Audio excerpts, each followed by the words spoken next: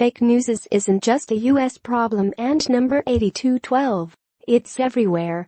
Before the election, few Americans had heard of fake news. Now, they're all too aware of the Russia-linked Facebook accounts that reached 126 million people, the deranged Pizzagate conspiracy, and the teens in Macedonia spreading lies to make an easy buck. If you thought this was just an American problem, you're wrong.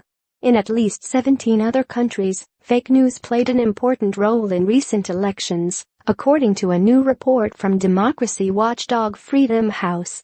See also, experts don't know if the fake news problem will get more or less awful in a deeply divided Kenya. False reports labeled with CNN and BBC logos spread across Facebook and WhatsApp leading up to the re-election of President Uhuru Kenyatta. Nicolas Maduro's power grab in Venezuela involved the government spreading false footage and lies about protesters on social media. And Facebook suspended 30,000 fake accounts only 10 days before the French presidential election. And that's only the countries that were holding elections. Fake news was spread in 30 of the 65 countries examined in the report, which focused on the period between June 2016 and May 2017. It's a trend that we've seen growing around the world, Sanja Kelly, director of the Freedom on the Net report, said.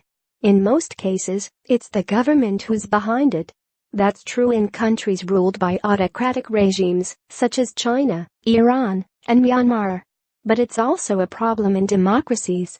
In the Philippines, where President Rodrigo Duterte's encouraged roving death squads, a member of the country's keyboard army can earn $10 a day praising the administration online, according to the report.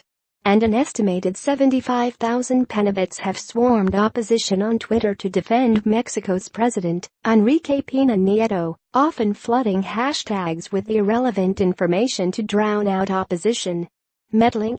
What meddling? Image, AP Rex Shutterstock fake video clips and news stories alone are a problem, but paired with an army of bots and paid commenters to spread and endorse them, they've become an extremely potent force for spreading government propaganda, Kelly said. Precise ad targeting makes the problem worse. It ensures that those most vulnerable to nationalist and xenophobic content are able to see it. And while Google, Snopes, newspapers, and other online resources exist to help people in the US debunk fake news, plenty of Americans still fall for it. Now imagine you didn't know about those resources. Imagine your entire experience on the internet was a single social network and nothing but that social network. Back in 2015, when Facebook announced its goal to provide free internet to developing countries, the company got plenty of praise and criticism from net neutrality advocates. Well, in the aftermath of Trump's election, we should be worried about more than just net neutrality. Facebook's slow, underwhelming response to fake news is even more troublesome considering its claim to have brought more than 25 million people online who otherwise would not be. That's a lot of people who depend on Facebook for information. Right now, for people who are first going online in the developing world, social media is the internet, Kelly said. Right now, for people who are first going online in the developing world, social media is the internet. So if Facebook, Twitter, WhatsApp, Russia's Contact, and other social media platforms don't try to stamp out fake news, there's not much to stop bad actors from trying to sway elections in the developing world.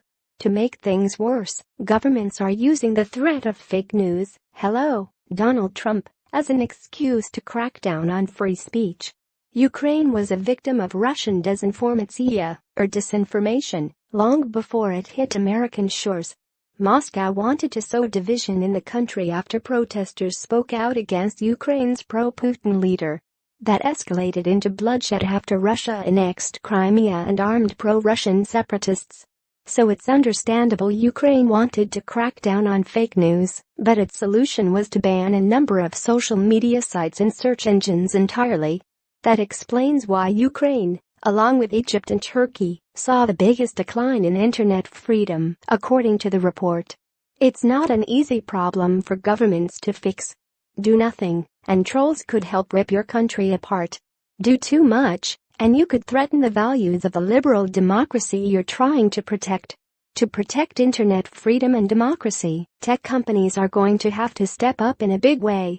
For starters, Kelly said, they could shut down bots and disclose who buys political ads, something Facebook has moved toward under increasing scrutiny. Governments can help by educating citizens about how to spot fake news. School systems can look to Italy,